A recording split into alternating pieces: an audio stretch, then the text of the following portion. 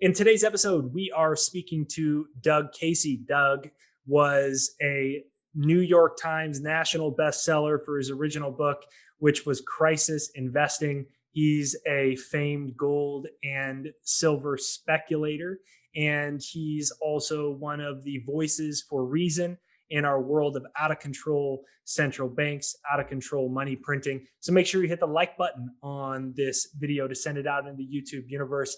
Give us a comment down below and let us know what you think of today's episode. The big finance companies are all spending money with YouTube to dominate the YouTube algorithms. One of the ways, if you think we do a good job on this channel, is just hit that like button, give us a comment down below. And Doug, it's good to see you. Likewise, Jake, as always. Okay, so we were discussing internationalization. And so the first thing I want to ask you is, what is internationalization? You're the creator of International Man, fantastic newsletter. We'll link it down there below. But what is internationalization? Why is it important? And why is it important to you, Doug Casey? Because, look, the world is becoming, the world has never been a terribly stable place. But the world is becoming much, much more unstable now, cyclically. And there are huge risks in the financial markets today, huge risks in the economy. But as big as those risks are, your biggest risk is political. It's your government. So how do you conquer that risk? Well, you have to diversify politically. You have to diversify politically. And that means you can't center your entire life in one country. Most people are, wherever they're born, they stay there. People still have that medieval peasant mentality. If you're born in Chicago, you stay in Chicago, and that's it. It's like being a medieval peasant where anything more than 5 miles away, there might be dragons over that hill. So I've tried to get away from that and diversify my risks so that if things go bad in the US, I've got another place where I can go. It's a mistake that people made in Russia in 1917, in Germany in 1933, and Cuba in 1959. And I can name 20 other countries where that's typical, where things go wrong politically and you lose everything. So political and geographic diversification in today's world are very important for both your own life and for your money, both. Now, you've said before on video, you've discussed the possibility or the legality of government potentially canceling passports. And in the international world, this kind of ties into having second passports. Could you actually see the government ever doing something like canceling passports? Of course. There's no question about that. Look, for one thing, most people are unaware of this. But if you're accused, not adjudicated, not tried and convicted, but accused of owing the government more than $50,000, your name goes on a list and your passport is forfeit. Now, that's the law, but I actually personally know somebody that happened to. They were accused of owing $50,000 in taxes, more than that actually. And in fact, they did. I know that's a fact too. And they canceled his passport. And if he'd been out of the country when that happened, they still would have canceled it. He would have had to have gone to a US consulate and had it endorsed for a one-way trip back to the US. So, we're pretty much lobsters in a trap at this point. And at the same time, if you want to leave the US, if you want to renounce the albatross around your neck, which is the US passport, if you have more than $2 million in assets, you're going to have to pay an exit tax, much the way Soviet citizens used to in the old days. So the US is no longer the land of the free, and it's certainly not the home of the brave anymore, as has been proven by this recent COVID hysteria. these people are basically mostly whipped dogs that not only whip dogs, but they'll roll over on their backs and wet themselves when they're told what to do. I mean, being an American used to be something unique and something to be proud of because America was a unique country. And I mean that literally. It was unique. It was the only country in the world's history that was founded on certain principles, free minds, free markets. This is no longer true. It's become a place like the other 200 more or less slave states, some with higher and some with lower standards of living around the world. It's a pity. So one of the things that I found interesting as I've been, reading your International Man and studying more about this idea of internationalization is that the United States, I believe, is the only country in the world where if you're a non-resident but still a citizen, you still give them half your money essentially, even if you're not living there anymore. And one of Yeah, the yeah. one of the concerns that I worry about is that we're moving more and more and more to demonization of people with money. Of they lock you in the house, destroy the economy. Oh, look, now we have to raise the taxes to pay for all of this damage due to the Kung flu virus, and there is a way where I could see taxes maybe going to 75% one day and there being just a plain millionaire or multi-million dollar tax, and that there really is this type of control over our money in a way that Americans can't maybe traditionally think. What do you think about the merits of that and the possibilities of something like that, of genuine, essentially it's wealth confiscation, but taxes on levels that we can't even imagine? I mean, we already pay, if you make enough, you're already paying 50%. But to me, in some ways, I wonder if that's only the beginning. It is only the beginning, and I'm afraid that the founding principles that made America different and better than any other country in the past are being washed away right before our very eyes. There's this fellow, and his name is Klaus Schwab. He runs the World Economic Forum, which is held in Davos every year. And there are other organizations like that. There's the Bilderberg Group, and there's the Council on Foreign Relations.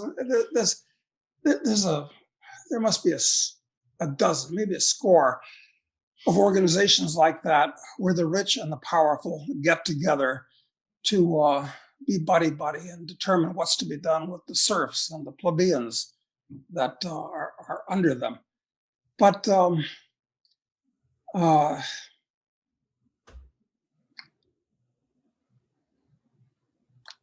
it's funny, I lost my train of thought.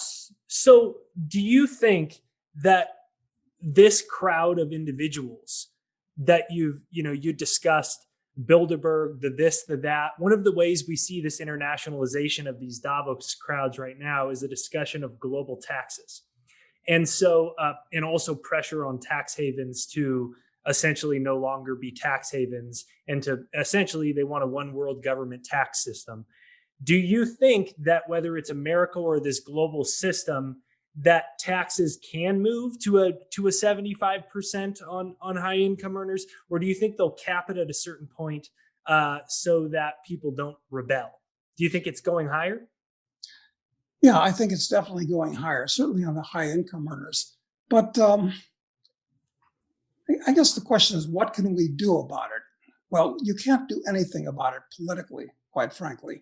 I think it's well beyond that, since polls seem to show that over a third of millennials and younger think that we ought to give communism a try.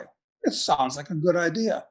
And another third say, well, maybe or maybe not. I don't know. So people that actually believe in free minds and free markets have been overwhelmed. The universities, the media, the corporations, they're all run and controlled by people that believe these terrible things. Well, terrible from the point of view of somebody that likes personal freedom anyway. So yeah, we're on the. I'm afraid, at least at the moment, we're on the wrong side of history. So the question is, okay, where can we go where they'll leave you alone, where these busybodies won't try to make your life miserable with their taxes and their regulations and their destruction of the currency and so forth, all of which inure to the benefit of the elites, quite frankly. Well, pick another country. Yeah, you can do that. But the globalists, as they're called, are trying to synchronize all of the countries in the world so that they all have similar and high taxes, and the monetary systems are the same. The banking system leaves you no place to put your money. Well, there are counter arguments to that. Well, okay, they make it impossible to open up a standard conventional bank account in the US dollar or any other currency. You use Bitcoin. And of course, the Russians and the Chinese don't want to be under the thumb of the US government. So I think they're going to come out, believe it or not, with a gold-backed ruble or a gold-backed yuan with a different system for transferring these things to compete with the Swiss system.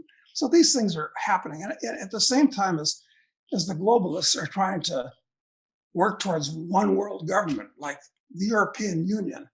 I mean, these morons and criminals in Brussels are trying to compress the EU tighter and tighter. So it's really like just one country. But at the same time, there are movements within the European Union to secede and break off. I mean, things like Catalonia in Spain, Scotland in the UK, no longer a member of the EU, of course, but regions in France, regions in Italy. You got to remember at the same time, there's been good news on the horizon or on the past horizon. Russia used to be an empire of 15 countries, or I should say the Soviet Union was an empire of 15 countries. Now they've split up. Yugoslavia used to be 6 countries, was composed of 6 countries. Now it's 6 independent countries. Czechoslovakia is split into 2 countries peaceably. I think that's going to happen to the U.S., frankly. I think that we're going to see secession in the U.S., and it could happen in a number of different ways. And it's going to happen other places around the world. Brazil should break up into at least 2 or 3 countries, and there's movement in that direction. Bolivia will break up into 2 or 3 different countries. This is happening all over the world. So you got the good news on one front and the bad news on the other front. So I don't know which is going to win out, but it's going to be a chaotic situation over the next decade. So then internationalization is basically your way where you at least don't make yourself quite a sitting duck. But in this kind of, you're an interesting guy because you've been very successful as you wouldn't say investor, you'd say speculator, but you've been very successful as an investor, but you're kind of this unique rebel anti-government guy at the same time. And so one of the cornerstones of philosophies is something called anarcho-capitalist. And traditionally, we think of anarchy as this thing of total chaos. And so it's a little bit of a paradox to see that word in a way of one describing themselves. Can you explain what anarcho-capitalist is to you and why you think it's important? Well, the definition of words is critical. And so many people today, absolutely including the government officials and the elite, use words inaccurately or toss them about in a nebulous manner where they're ill-defined. And if you don't know exactly what a word means and can't define it directly, it means that you actually don't know what you're talking about. So I like to define words carefully. And start with, what is anarchy? Anarchy actually has absolutely nothing to do with men in black capes and little round bombs with the fuses lit that are trying to create destruction and discord. Anarchy just means composed of 2 Greek words. A or an, meaning no, and archy, which is rule. It means no rule. Now, that doesn't mean that you believe in,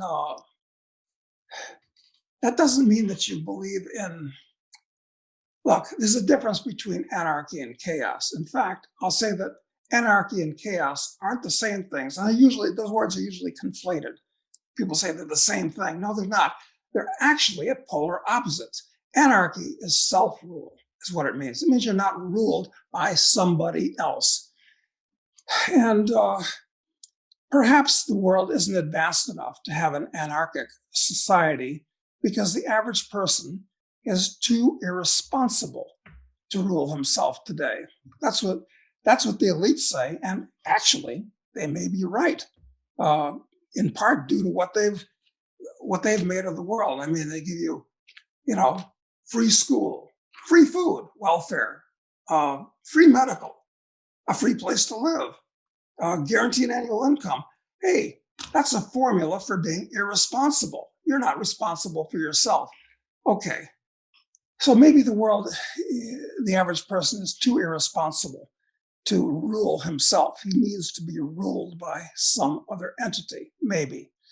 But the reason I say I'm an anarcho-capitalist is that philosophically, I don't believe in whatever principles, and there really aren't any, in back of the Republican Party or the Democratic Party or socialism or communism or all these things. They're just things that people ought to rule and control themselves. And I say capitalist because I'm one that believes in the private, strictly 100% private ownership of both consumer goods and the means of production. Incidentally, capitalism was a word that was coined by Karl Marx. Most people are unaware of that.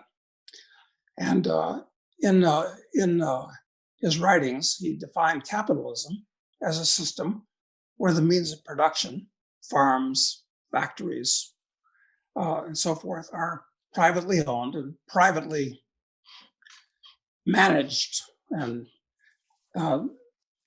consumer goods, things like houses and cars, are also privately owned and privately disposed of. So that's what capitalism is supposed to be. Government has no part in capitalism, either the way I define it, or for that matter, the way Karl Marx, who invented the word, defined it. But he didn't approve of capitalism. Incidentally, I do. Capitalism is a high moral good. Socialism is a debased moral evil, which is, again, the opposite or very different from what most people think. Why is socialism a debased moral evil? Well, first of all, because it takes responsibility away from the individual. Socialism can best be defined as a circle jerk where everybody tries to live at the expense of everybody else. So it's unproductive, but it's also wrong because it means that some people who produce things are expected, whether they like it or not, to pay for other people who cannot or do not want to produce. So that's why it's a moral evil. It brings out the worst in people. Interesting. Whereas the philosophy of anarcho-capitalism, what you're saying, if I'm understanding it, is it's a philosophy of total self-reliance, which includes the means to take care of yourself, taking care of your health, taking care of your own freedoms, and not taking from somebody else in order to support yourself. So you're saying it's basically a philosophy of individual self-actualization as opposed to collectivism, where you're relying on an entity outside of yourself for support or rule.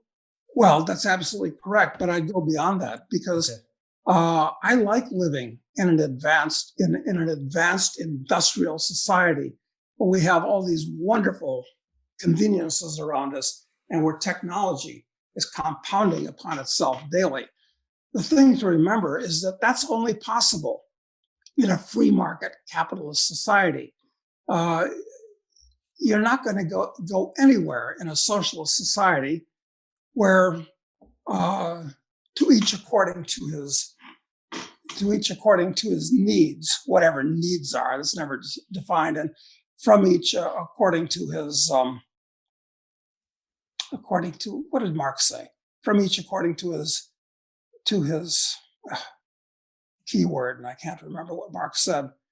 But that's a system that quashes entrepreneurialism. You're not going to get garage entrepreneurs inventing computers in a socialist society because nobody has a privately owned garage, a privately owned equipment. You need a grant from the government in order to get the capital to do anything. Now, socialism is going to lead us back to grubbing for roots and berries. It may take a while. It took the Soviet Union 70 years to collapse, but it'll happen eventually And with any then socialist society. and then essentially anarcho-capitalism take in your view, the way you defined it, it takes away the ability for a Klaus Schwab character to say you'll own nothing and be happy, because you're literally excluding yourself from that entirely. Exactly. Klaus Schwab might be very successful as a janitor at some university or something like that, but he wouldn't be in a position to control the world, which it almost appears that he is, since he's such an influencer of government officials and academics and corporate leaders. Yeah, it's a sad testimony that it's not the best and brightest people that are in charge of almost of the airwaves and the memes in the world today. It's absolutely the worst and most degraded people that seem to have the biggest platforms today, from Joe Biden on down, if you wish. So, how about that book by Harry Brown, How to Find Freedom in an Unfree World? Have you read that? Harry and I were very good friends Really? before he died. And I think all his books are great, and all Harry Brown's books are worth reading. And anybody listening to this would do themselves a service to go on Amazon and pick them all up.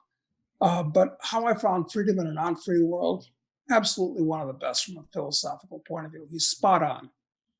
What's I your mean, favorite? Harry was an anarcho-capitalist, of course, and he never uses that word in the book, but he was, and that'll come through in his writing.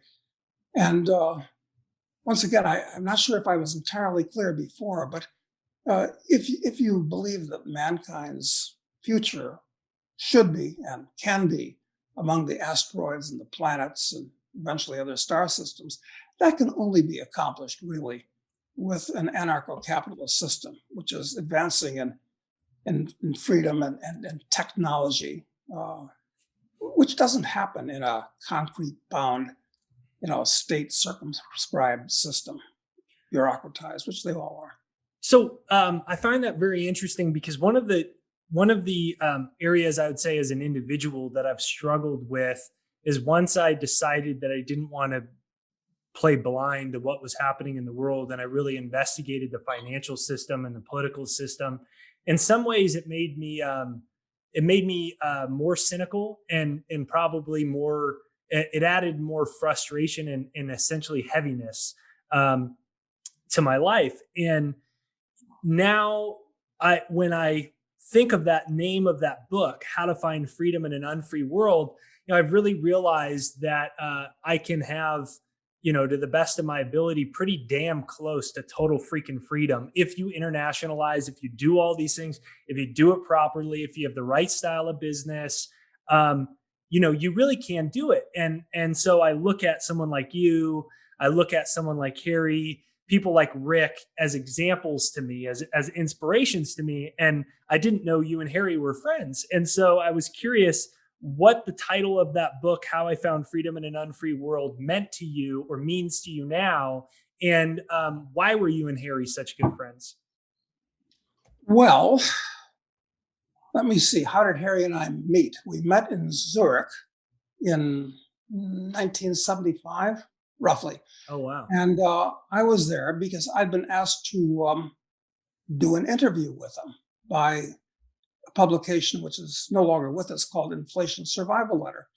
And after Harry and I got together and got to know each other. We decided we liked each other, and we stayed up all night smoking cigarettes and drinking beer. And we stayed close friends until he died. And God, it might have been 10 years ago already. So that's where Harry and I came from. Uh, but the world, even though he correctly diagnosed the trend that the world was becoming less free, was on free and becoming less free. It's much less free now than it was when he wrote the book. For instance, from my own personal experience, I used to have a passport or a document called the World Service Authority Laissez-Passer. Did we talk about this in the No, past? Or no. interesting. Um, God, I could go off on another tangent talking about where that came from because I knew the guy that created it and all that. But it was a very good looking document that resembled quite a bit the United Nations passport. Powder blue cover, a globe, 5 languages on it, quoting from the UN chart. Great looking document. Okay. And it was issued by the World Service Authority, which was an organization set up by a guy named Gary Davis. This is an interesting story, but the background of it is probably irrelevant to most people listening. Anyway, I had it and I used it to travel to numerous countries around the world. Not my US passport, just a document. I mean, I used it. I'm trying to think of the various countries I used it in. I used it in Peru. I used it in Honduras twice, Costa Rica twice, French Polynesia, Iceland, and other countries where I just give the border guard this, printed up document, good looking, but printed up. And, believe it or not, to make it look more official. You got to have a sense of humor about this shit. I mean, I took it down to the Safeway and had the meat department make a stamp in it before I used it in Peru, so it would look official. I mean, the guy doesn't know what the hell it is. It looks official. It's a meat stamp. And, you can do all kinds of stuff like that. I mean, like even my US passport, when I was using it when I went to Israel one time, and never have your passport stamped if you go to Israel, because then if you want to go to any anti-Israeli country, you'll be turned away. So my next stop was Dubai, and I passed through Turkey and bought a couple of their, you have to buy bought a couple of their stamps and put them in to cover the Israelis. There's all this bullshit. It's all bullshit, that you have to do. Anyway, my more interesting trips were when I used my World Service Authority passport and they wouldn't accept it. And those were quite interesting because then you have to go to the back room to talk to, these bureaucrats. Like one time I used it in Egypt, and unfortunately somebody else had used it in Malta a couple of weeks before and killed their ambassador to Malta. Oh my God. So of course I was interrogated by the Egyptian police. But forget about it. You can't use it you can't use it anywhere now except for perhaps to give to a hotel, because many hotels around the world ask for your When passport. was this? When did you do that? Do what? When did you use that? Oh, that passport was good during the 80s, throughout the 80s, but now it's no longer any good. It's no longer of any use, and it no longer looks like a UN passport. They had to change it, and they can no longer quote from the UN Charter in their document. So it's degraded. It's still a nice looking document. Doug, is that illegal? I mean, did they ever stop you and say you can't do this? Yeah, sure. Like in Switzerland, the guy got real pissed off at me for presenting it at the Swiss border. And it was like being in grade school. He said, go to the end of the line.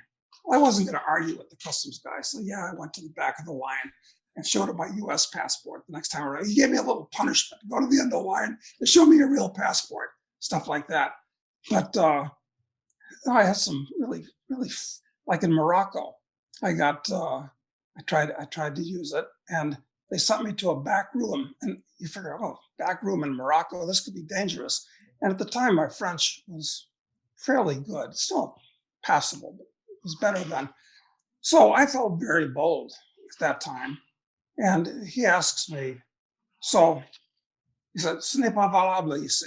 It's no good here, pointing at my passport. And I asked him with a perfect Gallic shrug, well, what am I supposed to do? I did this, you know? And he looks back at me and gives me an even better Gallic shrug like this. He says, je ne sais pas. Or did he say je ne connais pas? I forget what the French correct verb is now at this point. So I sat there and looked at him, and he looked at me. I took out my U.S. passport. He takes me back to the line. There's all kinds of fun stuff that you could use it for. Doug, why did you? For somebody listening to this, they're probably shocked. They're probably shocked by it that someone would do something like that. I think Well, it's quite funny. that shows that the average whip dog has entirely too much respect for government employees. I mean, these people that work for the government are basically the bottom of the barrel in society everywhere. I mean, they're looking for a sinecure. They're non-productive. They like bossing other people around. So they shouldn't be shocked. I'm shocked at them that they don't treat government employees with the respect they deserve, which is basically nothing. And were you just you were young and rich and you were an anarcho-capitalist and you said, well, I mean, I don't believe in these ideas of these fictitious government entities anyways, so I might as well have some fun. Was that the philosophy behind it or what? Yeah, it was. I like to have fun, but now do I do that type of thing anymore? And the answer is no, because I don't like to travel so much anymore. Travel used to be You'd an get really adventure. hassled by the TSA if you did that now. Oh God, you get your name in a computer bank, and it would never leave you. I mean, you're a potential enemy of the state.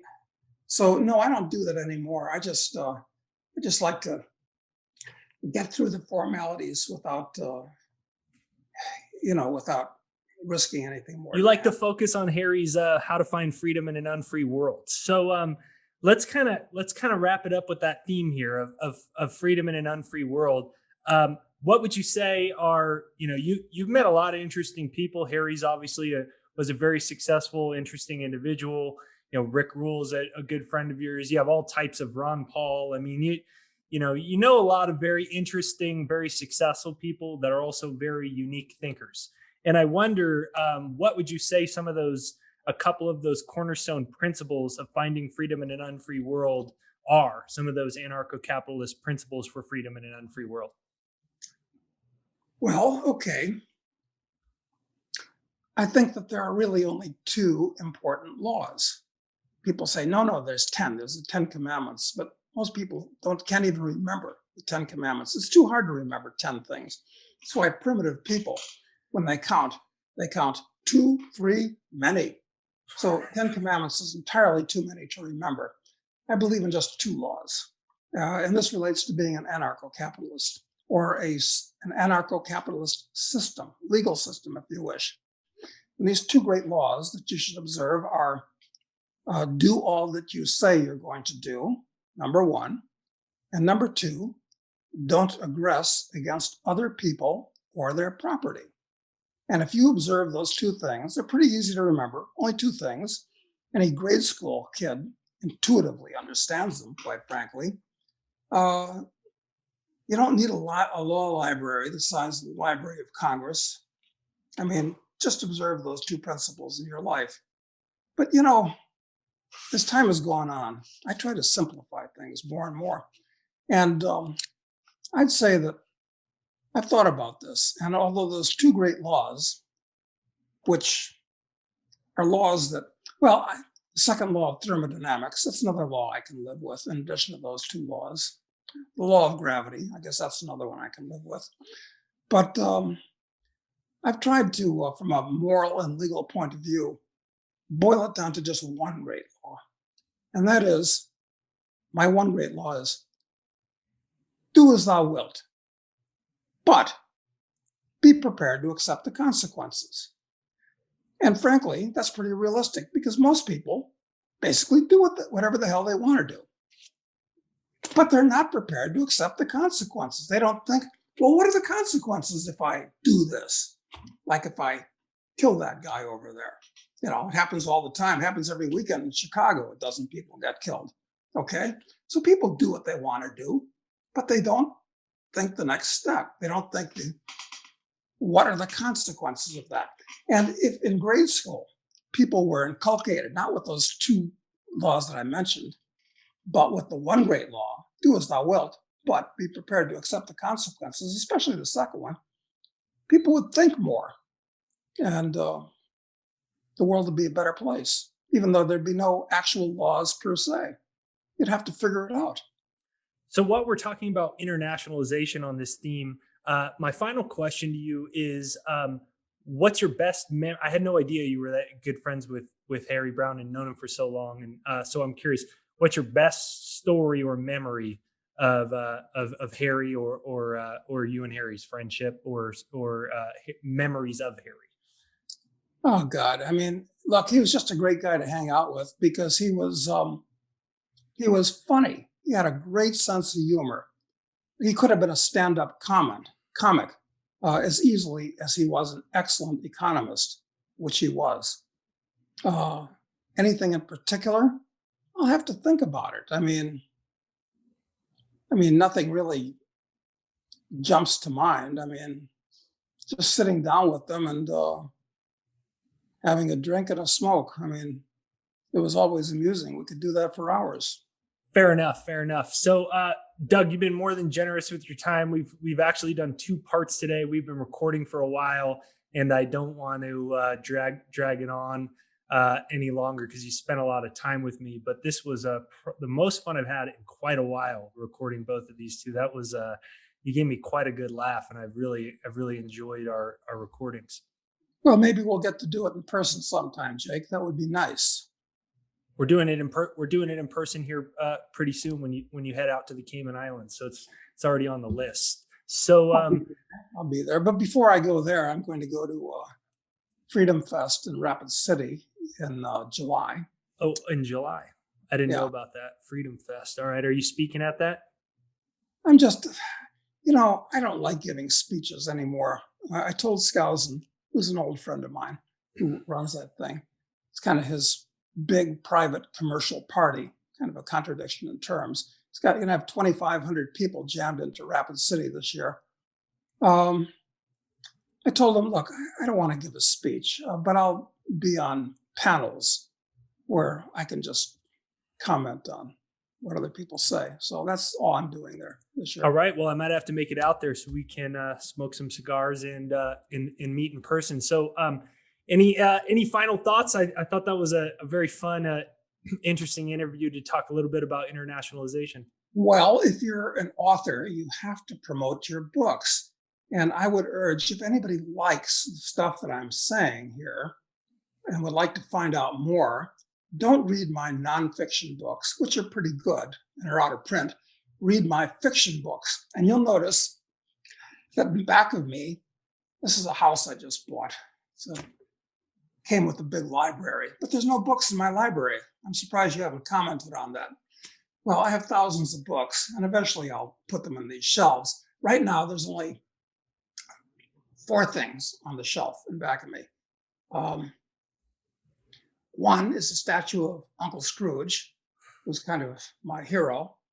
And the other three things are speculator, drug lord, and assassin, which are my three novels. And I'd urge people to get one or more of those novels and read them. They'll be very entertained, and they're going to find lots of very interesting data in those novels because you can say things in a novel that you perhaps best not say in a nonfiction book.